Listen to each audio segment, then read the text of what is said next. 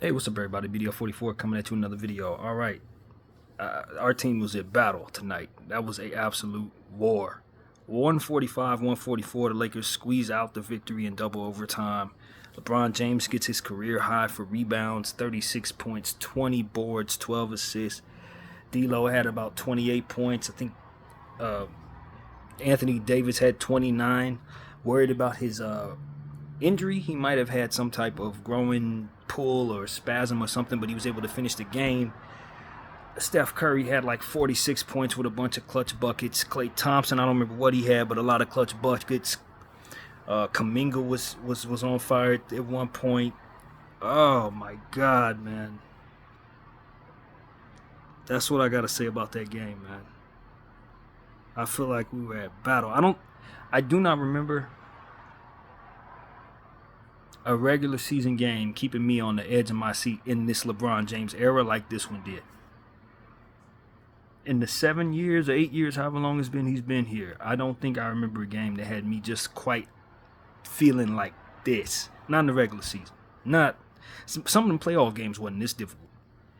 And this is an instant classic for sure. Instant classic, one of the best games of the year. Obviously, guys have been scoring 70 and 72 and all kinds. But when you talk about basketball games of the season, this is one of the top basketball games of the season. And honestly, this is one of the more memorable basketball games maybe in my life. Honestly, I don't think I'm going to forget this one, dude. I don't think I'm going to forget this at all.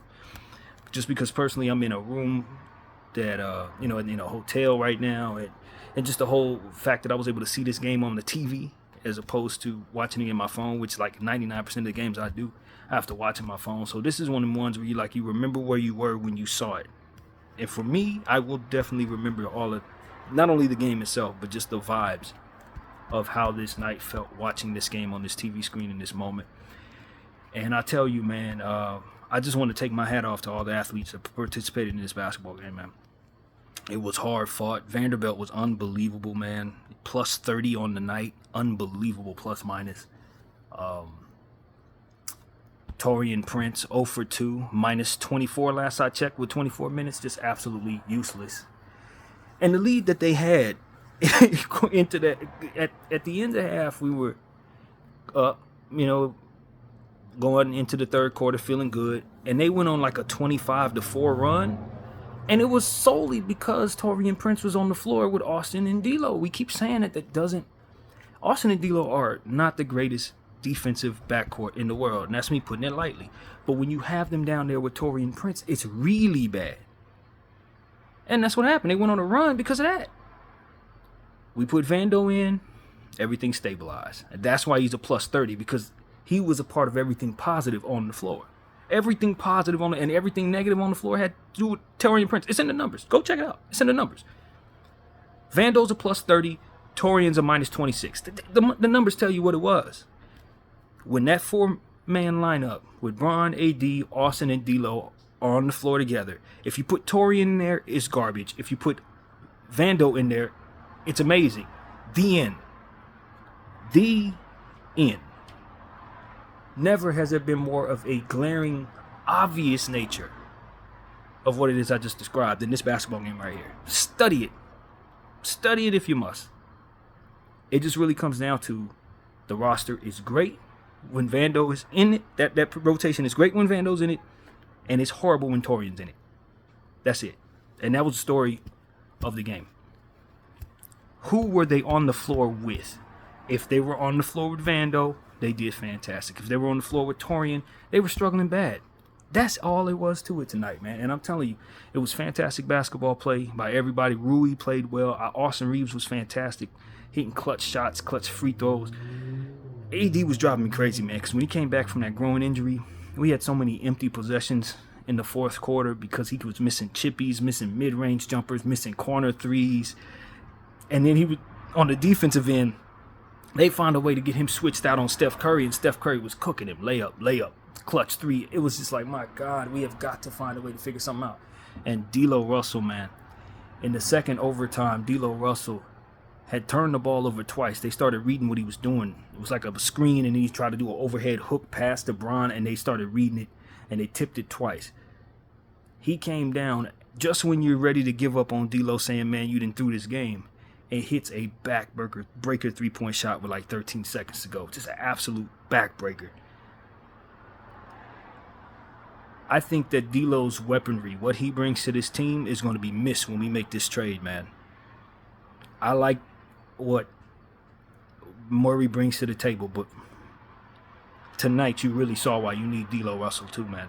You need his shooting. You do not win this game if D'Lo Russell wasn't out there. You don't. Some of the trouble we had was because of his defensive issues here and there, but I thought he was overall, especially on a night where Anthony Davis was missing clutch buckets, D'Lo was needed, and his 3-point shot that you don't win this game without that three he hit. You don't win it. You don't win it without the three he hit. You don't win it without some of the plays he was making. And so D'Lo Russell was fantastic tonight, but Bron is going to get the game ball tonight because he was just, not only was he getting 20 boards, but he seemed like he was trying to pop the ball every time he grabbed a rebound. You could hear the slap each and every time he was pulling it down with a certain velocity. You could tell that this game meant something to him. And as I told you guys before the game even started, both of these teams are coming off emotional states. They just lost their assistant coach, and we just celebrated Kobe's anniversary yesterday. So it's like, these teams are going to have a certain intensity about themselves. They both know neither one of them are that great a team this year, but they still got some of the best players ever played on the roster. The crux of what makes them great is all on the floor at the same time. It's just the surrounding pieces that both teams have just ain't no good.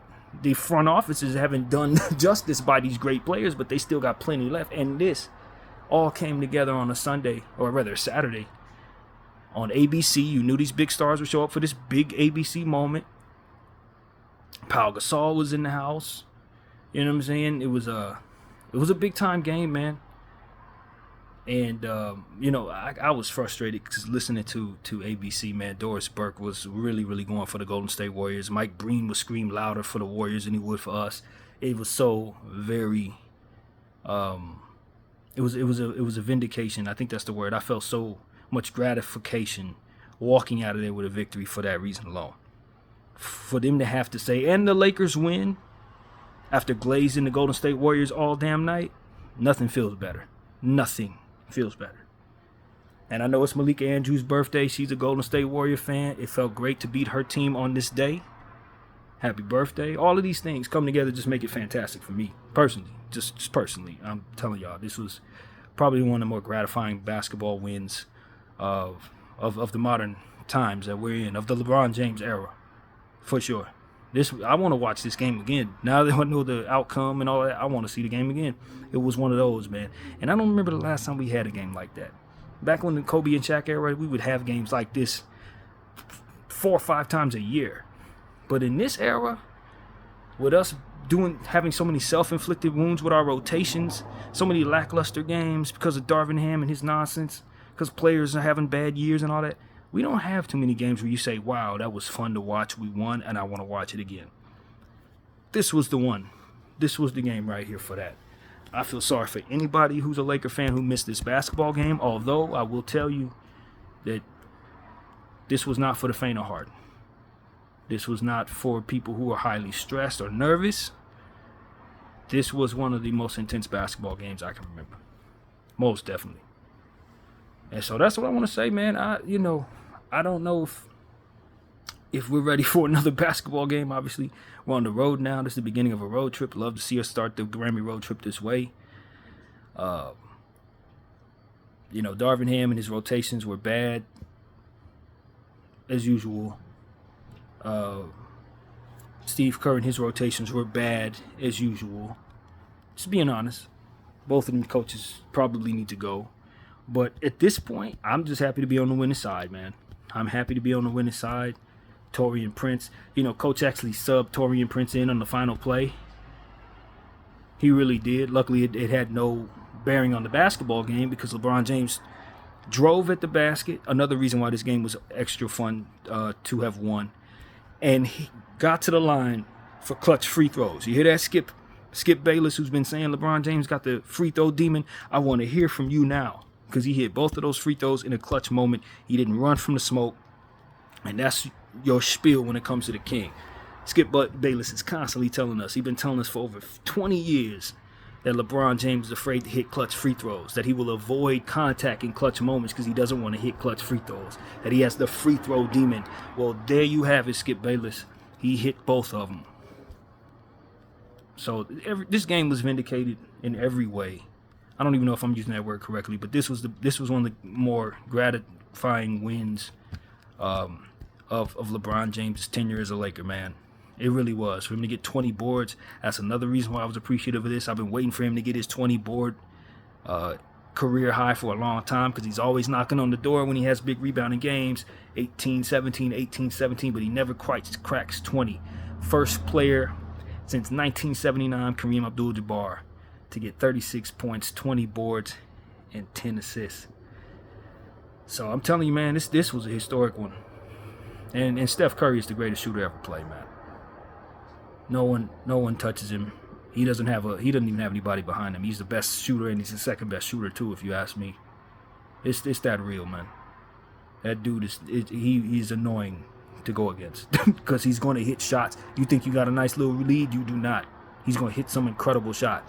A lot of the shots that he took, if they don't, fall, they tend to, initiate transition buckets, and that's one thing that we benefited a lot from. Our transition game was nice tonight, and a lot of that did come off of his shooting not going down in certain situations. But just the same, he come right back and hit you with a backbreaker.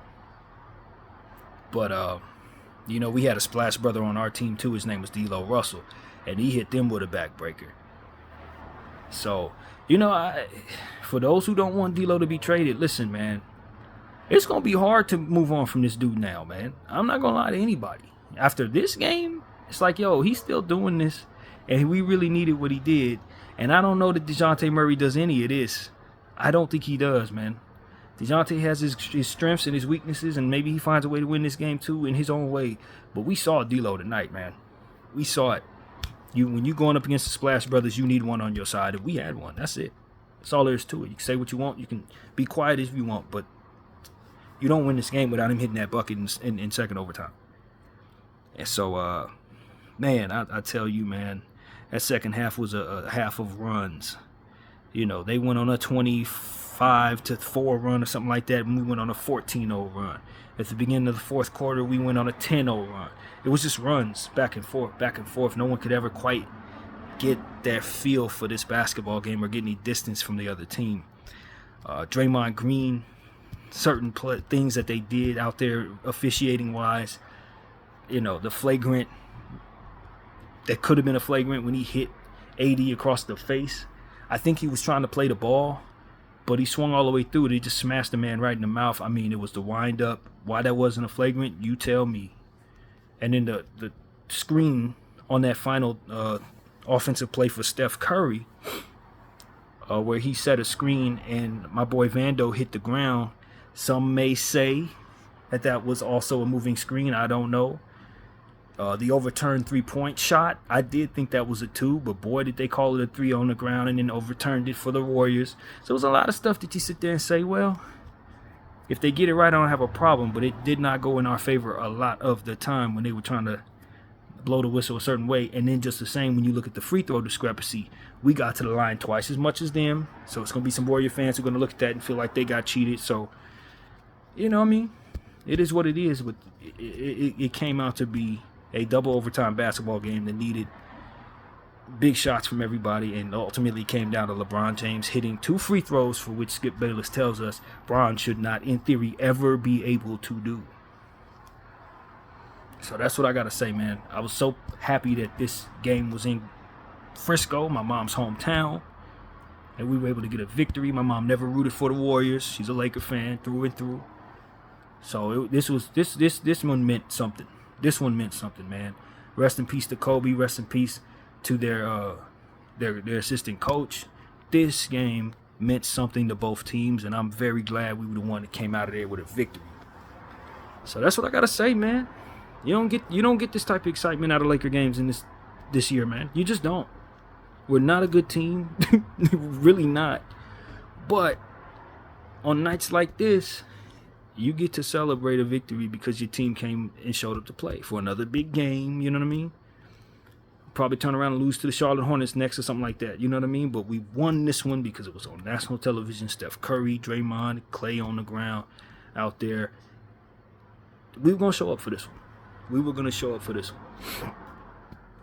And, like I said, the King gets the game ball with the historic line there. The man is 39 years old, getting 20 boards against young people like Kuminga, Trace Jackson Davis, stuff like that. He's shooting over rookies like Podziemski, who his career is probably older than that dude. Like, you can't tell me this isn't the greatest athlete of all time.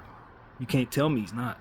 Because at the end of the day, longevity and excellence, that's the measure. Not to say he's the greatest basketball player. Nah, beyond that. Athlete. Because at 39 years old, he's still setting records. At 39 years old, he's still better than the field in his respective sport. Show me somebody who ages like that and still plays at that level in whatever it is they do. Where? Find one. Anybody.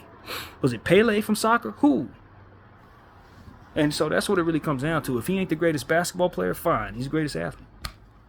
That's going to be what it is going to be. Because at the end of the day, the excellence spans an entire adulthood. 21 years, man.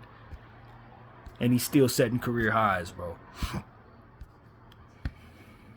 So that's where my mind is, man. I just am appreciating it while it's happening.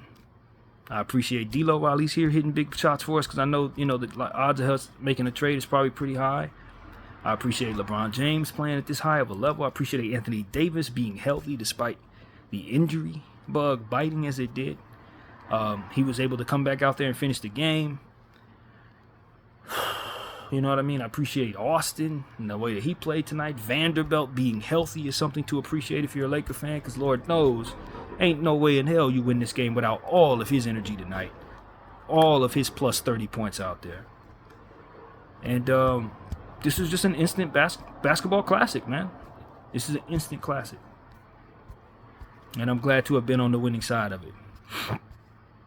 So that is where my mind goes, man. Our next basketball game is going to be against the Rockets, I believe. I'm not sure exactly when that is, but like I said, it's a road trip, so that's going to be what we're doing. And they lost a close game tonight, so they're going to be spirited as well. In fact, they lost on some free throws from Sengun, so a lot of their fans are pissed about that. I was reading up on that, but you know what I'm saying? We're going to get a chance to see them dudes that we passed up on. Cam Whitmore specifically. We're going to get a chance to take a look at him. But, this game, man, this game was a war. We were in the trenches tonight going up against the greatest shooter to ever play the game. And we won the basketball game, man. BDL 44, I thank y'all for watching. I'm out.